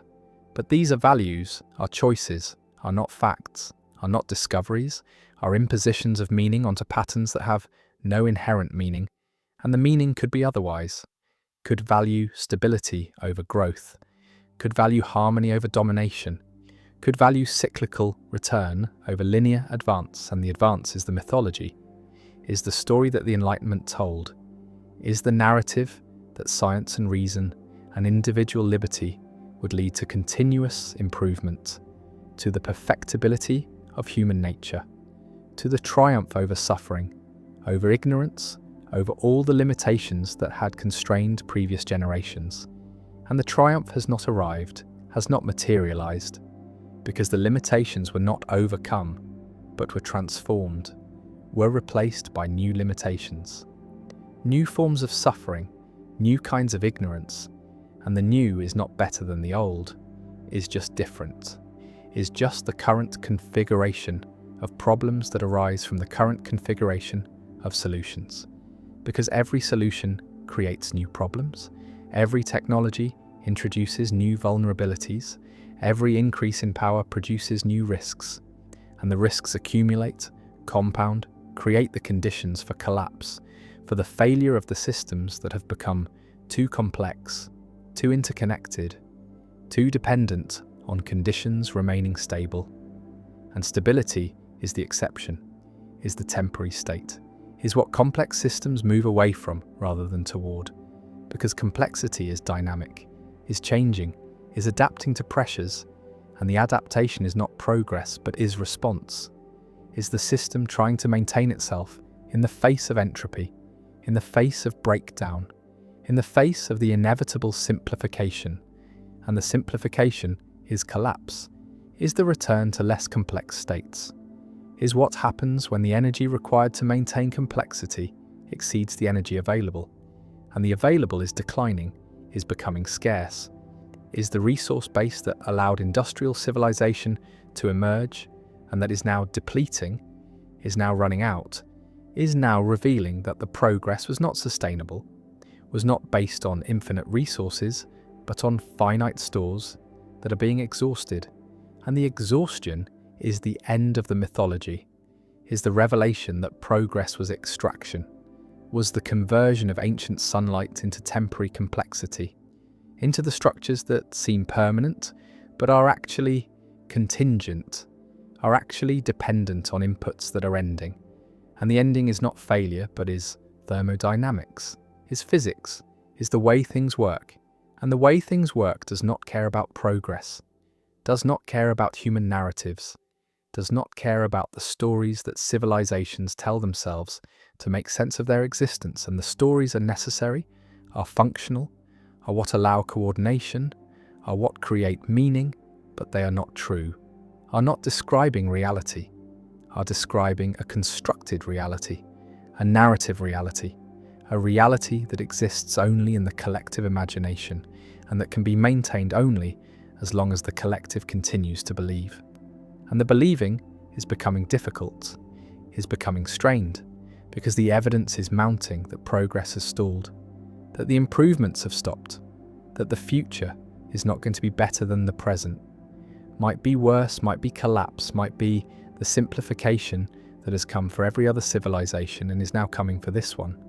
And the coming is not apocalypse, is not the end of everything, is just the end of this particular configuration, this particular arrangement of complexity. And what follows is not nothing but is different, is simpler, is less organized, less centralized, less dependent on the global systems that are currently failing, currently fragmenting, currently revealing their fragility. And the fragility was always there, was always the condition of complexity, was always the cost of building systems that are far from equilibrium, that require constant energy to maintain.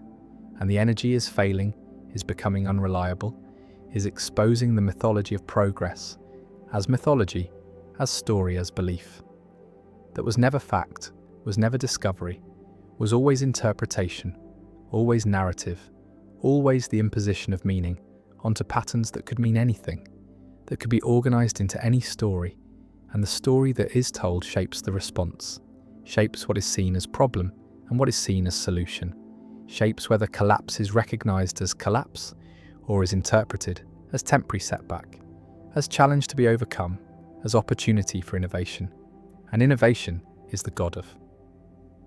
Progress is the answer to every problem, is the belief that human ingenuity can overcome any limitation, can solve any crisis, can extend the trajectory of improvement indefinitely, and the indefinitely is the lie, is the impossibility, is the claim that entropy can be defeated, that complexity can be maintained forever, that the conditions that allowed progress are permanent when they are temporary, are contingent, are ending, and the ending is visible in the stagnation of median incomes, in the declining returns on technology, in the increasing fragility of supply chains, in the breakdown of institutions, in the resurgence of tribalism, in all the signs that the centre is not holding, that the complexity is too much, that the system is simplifying, whether it wants to or not.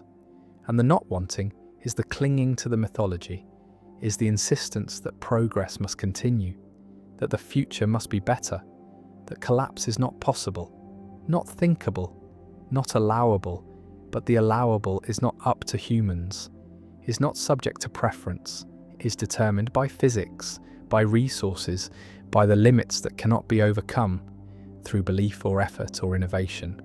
And the limits are asserting themselves, are becoming visible, are revealing that the mythology of progress was always just that, was always story, was always the narrative that a particular civilization told itself during its particular window of complexity. And the window is closing, is narrowing, is approaching the point where the story can no longer be maintained, where the evidence of stagnation and decline becomes overwhelming, becomes undeniable, becomes the new reality that requires a new story, a new mythology, and the new mythology is not yet formed, is not yet coherent, is emerging in fragments, in the recognition that growth cannot continue, that resources are finite, that complexity is fragile, that collapse is not aberration, but pattern, not failure but phase, not the end but the transition. And the transition is what humans are bad at, are resisting, are denying, because the mythology of progress makes transition look like regression, makes simplification look like failure, makes collapse look like catastrophe, when it is just change, is just the system moving to a different state, a less complex state, a state that requires less energy, less resources, less organization, and the less is not worse, is not better, is just different, is the configuration that is possible given the conditions, and the conditions are changing, are no longer supporting the complexity, are no longer providing the energy, are no longer maintaining the stability. And so the system is responding, is adapting, is simplifying, and the simplifying is collapse, is the end of the mythology, is the revelation that progress was never linear, was never guaranteed, was never more than a temporary pattern that emerged under specific conditions, and that is now ending as those conditions change. And the changing is not stoppable, is not reversible, is the natural progression of complex systems, is what happens when entropy reasserts itself, when the local order that was maintained at great cost can no longer be maintained, and what remains is disorder, is simplicity, is the lower energy state that does not require the constant input, the constant effort, the constant belief in progress, that was never more than belief, was never fact, was never discovery, was always mythology, and mythologies end, are always ending, are replaced by new mythologies that make sense of the new conditions, and the new conditions are simplification, are localization, are the breakdown of the global systems that defined progress, that made progress visible, that created the metrics by which improvement was measured, and the measuring is ending, is becoming irrelevant, because the systems that supported the measuring are fragmenting, are collapsing, are revealing that they were never as solid as they seemed, were always contingent, always temporary, always dependent on conditions that are now changing, and the changing is what humans must adapt to, must respond to, must accept, because the accepting is what allows response, what allows adaptation, what makes survival possible. And survival is not progress, is not improvement, is just continuation, is just the persistence of life in new forms, in simpler forms, in forms that do not require the mythology of progress, that do not assume the future will be better, that do not measure themselves against an imagined trajectory of improvement.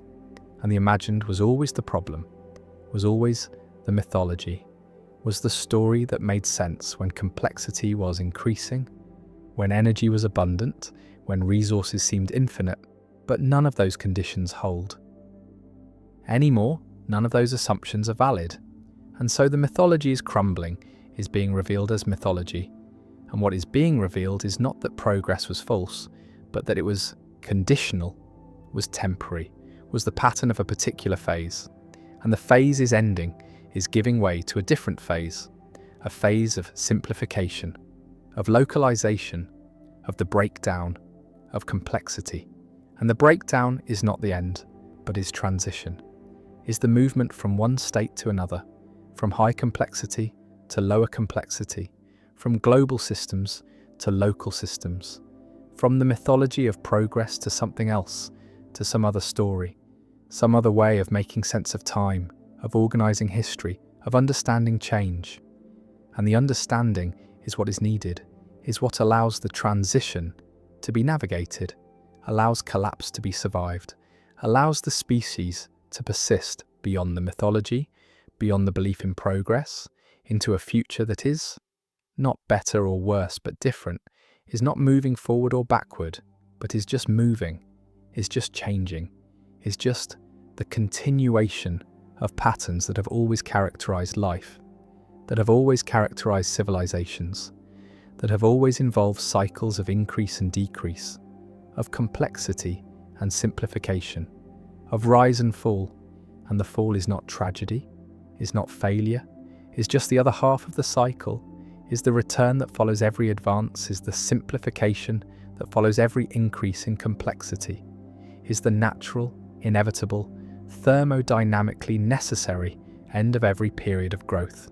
And growth cannot be infinite, cannot continue forever, must end, must reverse, must give way to simplification.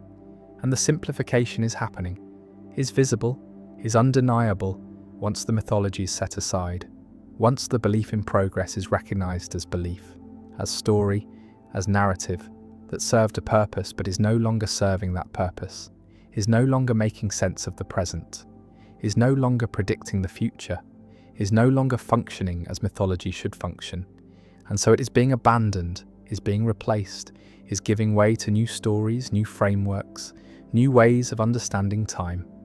And the new ways are not yet clear, are not yet coherent, are emerging in the recognition that progress was always mythology, that linear time was always story, that improvement was always interpretation, and that the patterns of history are not linear but cyclical, not progressive but oscillating, not moving toward anything but just moving, just changing, just expressing the dynamics of complex systems that arise and fall, that order and disorder, that complexify and simplify in rhythms that have nothing to do with progress, nothing to do with improvement, nothing to do with the narratives that humans tell, but are just the way things work, the way systems behave, the way entropy plays out in the temporary pockets of order that are life, that are civilization, that are all the complexity that seems permanent but is actually fleeting, actually momentary, actually the brief resistance to the overwhelming tendency toward disorder. And the disorder is not evil, is not failure, is not the end of meaning, is just the default state, the equilibrium, the simplicity that complex systems return to.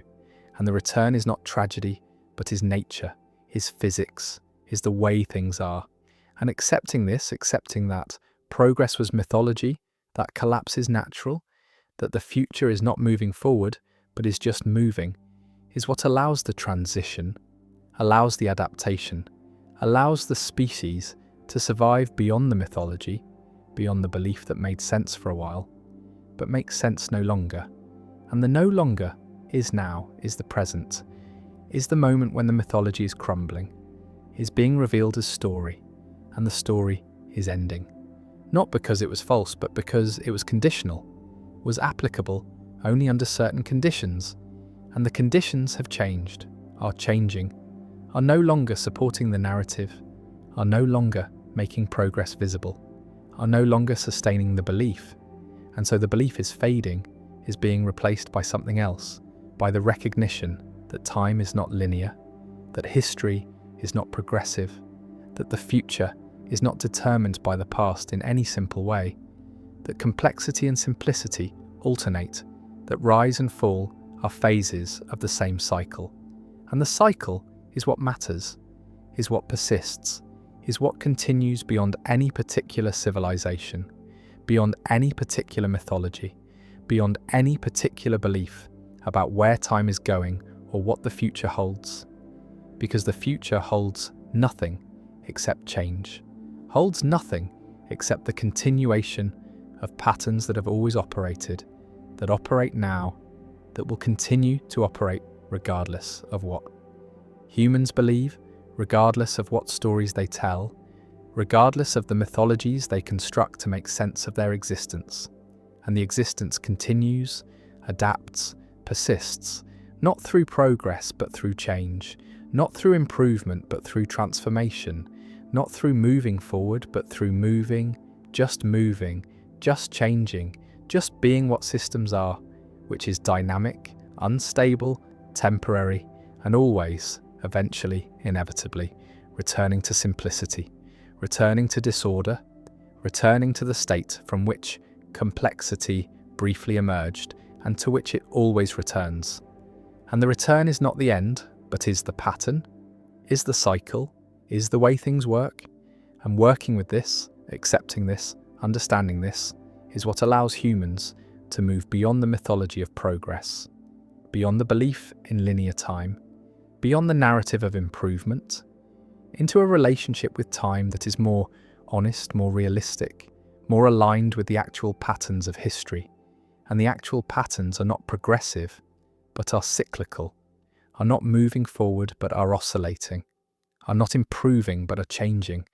And the changing is all there is all there ever was, is all there ever will be. And the will be is not better, is not worse, is just different, is just the future, is just what comes next. And what comes next is not determined by mythology, is not shaped by belief in progress, is not the continuation of improvement, but is the continuation of patterns, of cycles, of the rise and fall that has always characterized complexity, that has always characterized civilization, that is now revealing itself again, is now becoming visible again, is now showing that progress was always temporary, was always conditional, was always mythology, and mythology's end, must end, are ending now. And what comes after is not nothing but is different. Is the next story, the next framework, the next way of making sense of time, and the sense that is made will not include progress, will not assume improvement, will not project linear advance, but will recognize cycles, will accept collapse, will understand that complexity and simplicity alternate, that neither is permanent, that both are phases, and that the phase of progress, the phase of increasing complexity, the phase of the mythology is ending, is giving way to simplification, to collapse, to the next phase of the cycle. And the next phase is not tragedy, is not the end, is just different, is just what comes after growth, is just the return to lower complexity. And the return is natural, is inevitable, is happening now.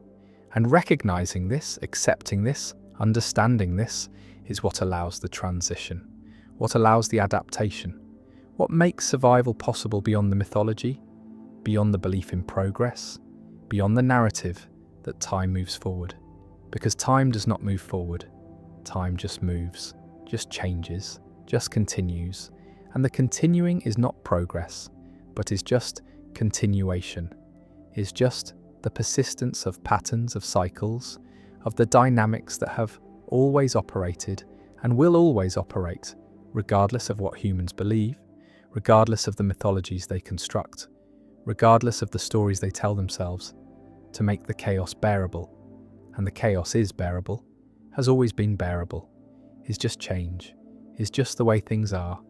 And the way things are does not include progress, does not include improvement, does not include the mythology, includes only change, only cycles, only the oscillation between complexity and simplicity, between order and disorder, between the rise that seems like progress and the fall that reveals. It was always just phase, just pattern, just the temporary resistance to entropy that all complex systems represent. And the representation is ending, is collapsing, is returning to simplicity.